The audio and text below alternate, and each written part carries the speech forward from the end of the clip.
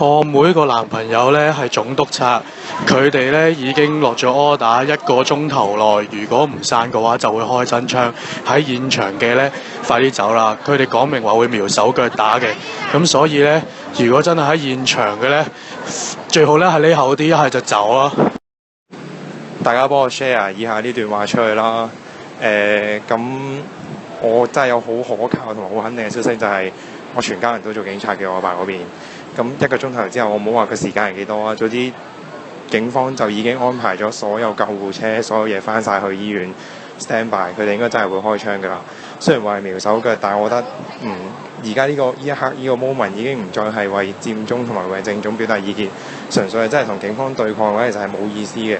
咁警方係一定會做呢樣嘢，同埋會開槍去翻嚟㗎。咁我亦都問咗，我亦都可以用呢個名義去將呢個消息散播出去。咁所以請大家，如果真係要繼續留喺嗰度抗爭嘅話，我覺得快啲走啦！如果唔係真係開槍嘅佢哋。喂，我啱啱咧喺 APA 嗰度咧，本身就拍住醫生同埋精神科護士啊、RN 嗰啲咧，就一齊做支援嘅。原先諗住最遲留到11點半，因為警察話12點前喺 APA 裏邊所有嘅出現嘅人都會當係暴徒。咁警察已經 confirm 咗啦，呢個係屬實嘅消息，我第一身聽嘅。警察已經係配備咗長槍，亦都上咗彈㗎啦。